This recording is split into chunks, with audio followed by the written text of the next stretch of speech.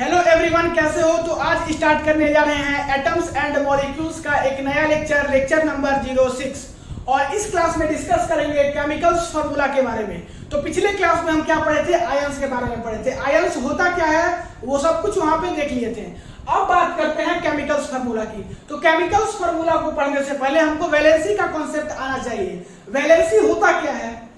तो वैलेंसी की बात करें, जो combining capacity of an elements is called valency. जो एलिमेंट्स को कंबाइन करने का जो कैपेसिटी होता है उसी को क्या बोलते हैं? वैलेंसी बोलते हैं। एक एलिमेंट को दूसरे एलिमेंट से कंबाइन करने की कैपेसिटी को वैलेंसी बोलते हैं। अब एक और पॉइंट बात करते हैं, valency of an ion is equals to charge on it. नहीं, जो वैलेंसी होता है किसी भी एटम पे जो चार्ज होता है उतना ही किसी भी एटम्स का वैलेंसी होता है। तो वही बात लिखा है कि valency of an ion is equals to charge on it. अब बात करते हैं कि इफ द चार्ज इज +1, अगर चार्ज जो है वह +1 रहेगा तो इसको बोलेंगे मोनोवैलेंट आयन। उसी प्रकार से अगर चार्ज जो है वह +2 रहेगा किसी भी एटम पे तो उसको बोलेंगे बाईवैलेंट आयन। नहीं, तो ये कॉन्सेप्ट को यूज करके हम कुछ कैटायंस का और कुछ अनायंस का क्लासिफाई किए हैं कि इसका चार्ज क्या होगा, क्योंकि जो चार्ज होता है वही क्या होता है? वैलेंसी होता है। तो वैलेंसी ऑफ कैटायन एंड अनायन, कुछ कैटायंस का और कुछ अनायंस का वैलेंसी देखते हैं। मोनोवैलेंट, डाईवैलेंट और ट्राईवैलेंट। अगर चार्ज 1 रहेगा तो मोनोवैलेंट, अगर चार्ज 2 रहेगा तो डाईवैलेंट, अगर 3 रहेगा तो ट्राईवैलेंट। उसी प्रकार से अनायन में जो है 1 रहेगा तो मोनो, डाई रहेगा तो 2 और ट्राई रहेगा तो 3। बस कैटायन और अनायन में फर्क यही है कि यहाँ पर पॉजिटिव और यहाँ पर निगेटिव। तो मोनोवैलेंट में H+, K+, Na+, Ag+, NH4+। नहीं, ये था मोनोवैलेंट। डाईवैलेंट की बात करें तो Ba2+, Ca2+, Mg2+, Zn2+, Cu2+। अगर उसी प्रकार से ट्राईवैलेंट की बात करें तो Al3+, Cr3+, Fe3+। ये हुआ कैटायन का। अब बात करते हैं अनायन का। अनायंस की बात करें मोनोवैलेंट, डाईवैलेंट और ट्राईवैलेंट। मोनोवैलेंट में जो है वो है Cl-, Br-, I-, NO3-, OH-। उसी प्रकार से डाईवैलेंट की बात करें तो H2-, O2-, CO3-, SO4-। और ट्राईवैलेंट की बात करें तो N3-, PO4-। तो ये था वैलेंसीज, कुछ कैटायन और कुछ अनायन का। तो इतना अगर आप याद कर लेते हैं कि किसका क्या चार्ज होता है तो आपको क्लास 9-10 के स्टैंडर्ड तक कोई दिक्कत नहीं होगा। खासकर क्लास 9 के स्टैंडर्ड तक आपके सिलेबस में इतना ही है, इतना ही सीरीज होगा। तो ये था वैलेंसीज ऑफ कैटायंस एंड अनायन। अब बात करते हैं कि केमिकल्स फार्मूला को लिखते कैसे हैं। नहीं, how to write chemicals formula. तो केमिकल्स फार्मूला को लिखते हैं by cross over valency. Valency का क्या करते हैं? क्रॉस करते हैं। अब कैसे क्रॉस करते हैं वो चीज पे बात करते हैं। अगर आपसे क्वेश्चन पूछ दे कि सोडियम क्लोराइड का आप केमिकल्स फार्मूला लिखिए, तो सोडियम क्लोराइड का केमिकल्स फार्मूला कैसे लिखिएगा? तो हम तो बताया कि वैलेंसी का क्रॉस करना है। नहीं, तो आपको ये सब अगर वैलेंसी याद रहेगा तभी तो आप वैलेंसी को क्रॉस कर पाइएगा।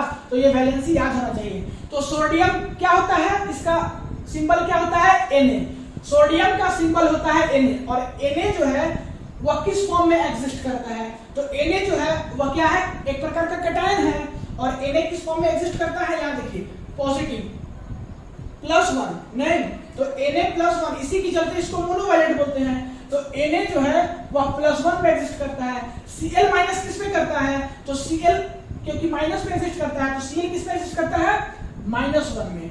अब दोनों को क्या करना है? क्रॉस कर देना है। इसको यहां से, इसको यहां से क्रॉस करने के बाद आपको मिल जाएगा Na1Cl1। क्या मिल जाएगा? Na1Cl1। एक बात और याद रखना है कि ये जो पॉजिटिव साइन और ये जो नेगेटिव साइन है, ये साइन को यहाँ पे नहीं लिखना है, केवल क्रॉस करके ये जो सिंपल जो नंबर होगा उसी को लिखना है। तो यहाँ पे Na1Cl1, और ये 1 को हम नहीं लिखते हैं, ये चीज आपको भी मालूम होगा। अगर 1 रहे तो उसको नहीं लिखते हैं, तो इसको क्या लिखेंगे? NaCl। कहने का मतलब कि NaCl जो है वह केमिकल्स फार्मूला होगा सोडियम क्लोराइड का। अब बात करते हैं सोडियम ब्रोमाइड का। सोडियम ब्रोमाइड में जो है सोडियम क्या है? Na+ में एग्जिस्ट करता है, तो इसका तो +1 हो होगा, Br जो है माइनस में एग्जिस्ट करता है, तो इसका वैलेंसी क्या होगा, -1 होगा। चेक कर लीजिए, सोडियम प्लस में एग्जिस्ट करता है तो +1, ब्रोमीन माइनस में एग्जिस्ट करता है तो -1। जब इसको क्रॉस करेंगे नहीं तो क्या होगा, Na1Br1, और 1 को नहीं लिखते हैं तो क्या लिखेंगे, NaBr लिखेंगे। तो chemicals formula of sodium bromide जो होगा वो हो जाएगा NaBr। क्लियर। अब बात करते हैं थर्ड, जिंक ऑक्साइड की। तो जिंक ऑक्साइड जो है वह Zn और O से मिलकर बना है। Zn जो है किस फॉर्म में एग्जिस्ट करता है, तो आप ध्यान से देखिए कि Zn जो है वह 2+ फॉर्म में एग्जिस्ट करता है, तो इसका वैलेंसी जो है वह है +2, और O जो है वो भी 2- फॉर्म में एग्जिस्ट करता है, तो इसका वैलेंसी है -2। और दोनों को जब क्रॉस करेंगे तो क्या बन जाएगा, Zn2 नहीं O2, क्या बन जाएगा, Zn2O2। और जब एक बात यहाँ पे आप ध्यान दीजिए कि जब दोनों एटम्स का चार्ज अगर सेम रहे तो ये क्या हो जाता है, कैंसल हो जाता है, तो क्या बन जाएगा, ZnO बन जाएगा। तो जिंक ऑक्साइड का फार्मूला होता है, केमिकल्स फार्मूला होता है ZnO। अब बात करते हैं एल्युमिनियम ऑक्साइड की। तो एल्युमिनियम किस फॉर्म में एग्जिस्ट करता है, 3+, तो इसका वैलेंसी कितना हो जाएगा, +3। उसी प्रकार से ऑक्सीजन जो है वह 2- में एग्जिस्ट करता है, तो इसका वैलेंसी -2, और जब दोनों का हम क्रॉस करेंगे तो मिल जाएगा Al2O3-, क्या मिल जाएगा, Al2O3-। और ये जो है केमिकल्स फार्मूला होता है किसका, एल्युमिनियम ऑक्साइड का, क्योंकि इसमें देखिए कोई चार्ज एटम का सेम नहीं है तो ये ब्रेक नहीं होगा, कटेगा नहीं। तो ये हो गया chemicals formula of aluminium oxide. अब बात करते हैं अमोनियम कार्बोनेट की। तो NH4 किस में एग्जिस्ट करता है, NH4 किस में एग्जिस्ट करता है, +1 में, तो इसका चार्ज कितना होगा, सॉरी वैलेंसी कितना होगा, +1। CO3- किस में करता है, CO3- 2- में, तो इसका वैलेंसी कितना होगा, -2। और जब इसको आप क्रॉस करोगे तो क्या बनेगा, NH4 का होल ट्वाइस CO3 नहीं, क्या बनेगा, NH4 का होल ट्वाइस CO3। तो ये क्या हो गया, अमोनियम कार्बोनेट का केमिकल्स फार्मूला हो गया। अब लास्ट बात करते हैं जिंक क्लोराइड की। तो जिंक जो है वह 2+ में एग्जिस्ट करता है, तो इसका वैलेंसी हो जाएगा +2। और क्लोराइड जो है वह -1 में एग्जिस्ट करता है, तो इसका वैलेंसी हो जाएगा -1। और जब इसको आप क्रॉस कर दोगे तो जिंक कितना है, -1 के साथ जुड़ जाएगा, तो चार्ज हम इंक्लूड नहीं करते, तो क्या लिखेंगे, ZnCl2। ये क्या हो जाएगा, chemicals formula of zinc chloride.